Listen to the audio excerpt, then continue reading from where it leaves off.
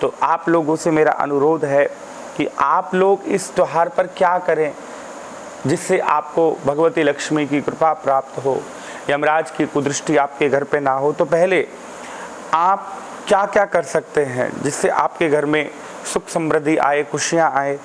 तो पहले इस त्यौहार पर आप 7 गोमती चक्र लेके आए।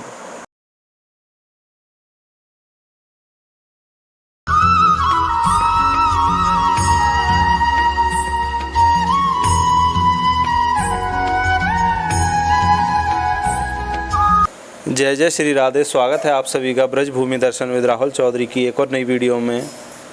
अमेरिका से हमारी कुछ जो हमारे श्रद्धालु हैं जो हमें डेली देखते हैं, उनका हमें एक कमेंट आया था कि विदेश में रहते हुए धनतेरस और आने वाले जो भी हमारी सनातन संस्कृति के त्यौहार हैं उनकी पूजा विधिवत कैसे की जा सकती है विदेश में रहते हुए, क्या उनके नियम हैं, किस तरीके से वो पूजा की जाएगी। तो आपको हम सबसे पहले बताते हैं धनतेरस की पूजा आप विदेश में या भारत के किसी भी कोने में रहते हुए कैसे करें। और आज हमारे साथ हैं भागवत आचार्य पंडित श्री कनक बिहारी जी, हमारे गुरुदेव। सबसे पहले उनके चरणों में बारंबार दंडवत प्रणाम। गुरुजी दंडवत प्रणाम।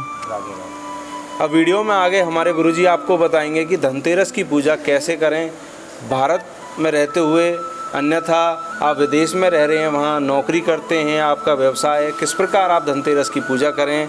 वीडियो पूरी ज़रूर देखें क्योंकि आने वाले जितने भी हमारे सनातन संस्कृति के त्यौहार हैं, दिवाली, गोवर्धन, भाई दूज, उसकी भी विधिवत पूजा हमारे गुरुजी आने वाली वीडियो में आपको बताएंगे। आगे अब हमारे श्री गुरुदेव महाराज आपको बताएंगे धनतेरस की पूजा कैसे करें। बोलिए श्री वृंदावन बिहारी लाल की जय। ध्येयं सदा परिभवगणमभीष्टदोहं तीर्थास्पदं शिवविरञ्चिनुतं शरण्यं भृत्यार्तिहं प्रणतपालभवाब्धिपूतं वन्दे महापुरुषते चरणारविन्दम् वंशी विभूषितकरानवनीरदावात् पीताम्बरादरुणबिम्बफलाधरोष्ठात् पूर्णेन्दुसुन्दरमुखारदरबिन्दनेत्रात् कृष्णात् परं किमपि तत्त्वमहं न जाने।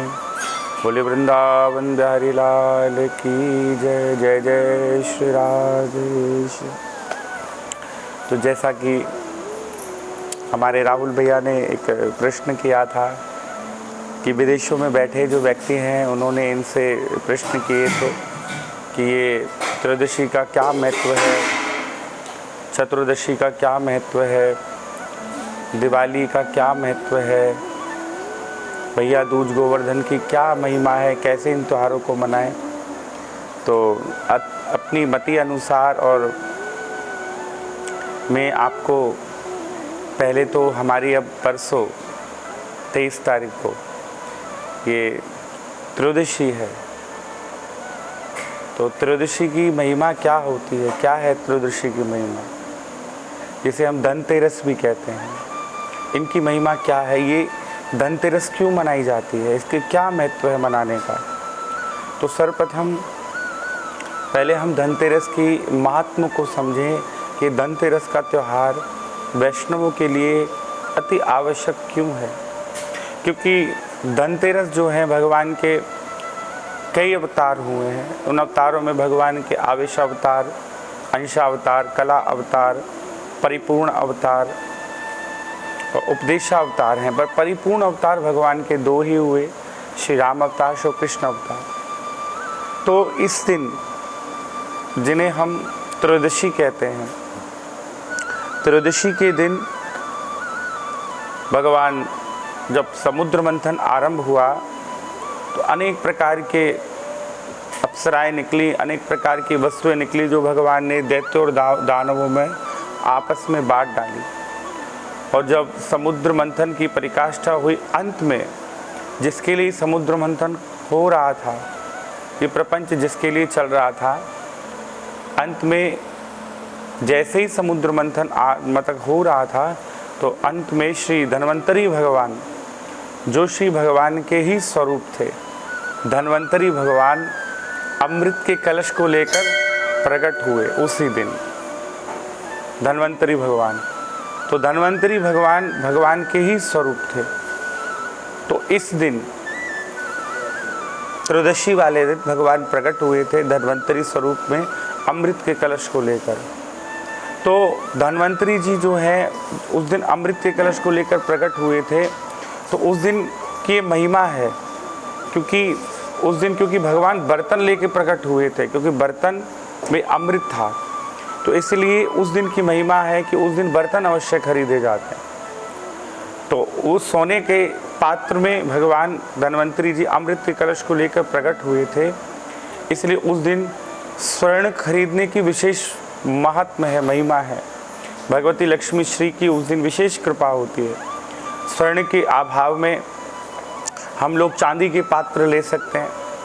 यदि हमारी सामर्थ्यता नहीं है चांदी के पात्र लेने की, तो हम पीतल के पात्र भी ले सकते हैं, क्योंकि पीतल समकालीन समकक्ष होता है स्वर्ण के, पीला धातु है, इसलिए पीतल के बर्तन अवश्य लेने चाहिए उस दिन भगवती लक्ष्मी श्री की कृपा के लिए। पीतल का यदि हमारी सामर्थ्यता नहीं है तो उस दिन हम स्टील के बर्तनों को भी ले सकते हैं। पर आप लोग सबसे ज़्यादा कोशिश करें, स्वर्ण हो, स्वर्ण ना हो तो चांदी हो, चांदी ना हो तो पीतल तो अवश्य लें उस दिन। उसकी विशेष महिमा है, क्योंकि भगवान धन्वंतरी जब प्रकट हुए थे अमृत के कलश को लेकर, तो स्वर्ण के धातु में अमृत के कलश को, अमृत था उसमें। तो इस दिन की परंपरा है बर्तन वगैरह खरीदने की। तो एक तो ये कथा है इसके पीछे, भगवान अवतार लिए थे धन्वंतरी स्वरूप में। दूसरी पद्म पुराण में कथा आती है, एक राजा थे, उनका नाम तो मैं थोड़ा भूल रहा हूँ।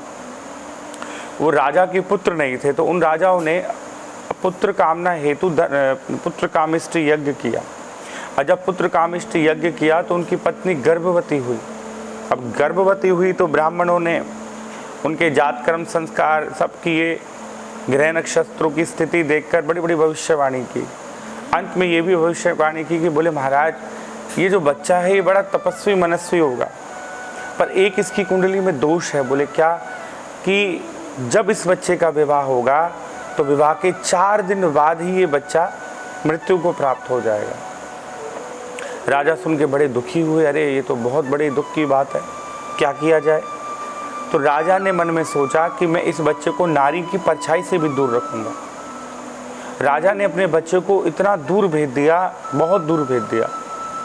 पर क्या हुआ, एक दिन जब वह बच्चा बड़ा हुआ, पालन पोषण किया हुआ उसका किया, बच्चा जब बड़ा हुआ तो उस बच्चे की निगाह एक युवती पर गई और देखते ही ध्याकर्षण हो गया और गंधर्व रीति से उससे विवाह कर लिया। अब जब विवाह हो गया उस बच्चे का, तो 4 दिन में उसका विधान था कि विवाह के 4 दिन बाद इसकी मृत्यु हो जाएगी। तो यमराज उनके प्राणों का हरण करने के लिए आए। जैसे ही यमराज उनके प्राणों का हरण करने के लिए आए तो उनकी जो पत्नी थी वो करुण क्रंदन करने लगी, रोने लगी, चिल्लाने लगी, विलाप करने लगी। उनके विलाप को देखकर यमराज भी बड़े दुखी हुए, पर क्या करें, विधि का विधान है, प्राण तो हरने हैं उनके। बहुत दुखी हुए। तो यमदूत जो थे यमराज जी के संग उनके पार्षद, तो उनके करुण क्रंदन को देखकर तो अपने यमराज से, महाराज से पूछने लगे, सरकार क्या ऐसा कोई कारण है, उपाय है जिससे आप किसी पर कुदृष्टि ना गिरें, उसकी अकाल मृत्यु, असमय में मृत्यु ना हो? आप कोई कारण बताइए, हमें कोई उपाय बताइए। तो यमराज जी कहने लगे, देखो भाई, इस दिन यानी तीज वाले दिन, जिसे हम धनतेरस भी कहते हैं, उस दिन यदि मेरे निमित्त मात्र से दक्षिण दिशा की ओर मुख करके कोई दीपक जलाएगा तो उसके अकाल मृत्यु के वाणिकों को मैं हरण कर लूँगा। यदि उस व्यक्ति की कभी अकाल मृत्यु नहीं होगी। उस दिन से ये रीत चालू हो गई और उस दिन अपने घर के मुख्य द्वार पर दक्षिण दिशा की ओर मुख कर जो यमराज का से प्रार्थना करके उनके लिए दीपक प्रज्वलित करते हैं, तो यमराज कभी उस घर में अपनी कुदृष्टि नहीं घेरते, यानी उस घर में किसी भी सदस्य की अकाल मृत्यु नहीं होती। ये पौराणिक कथा है।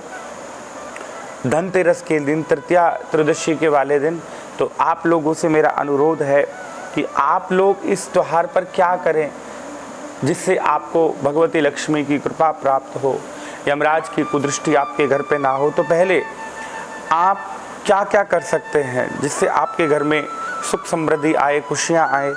तो पहले इस त्योहार पर आप 7 गोमती चक्र लेके आए।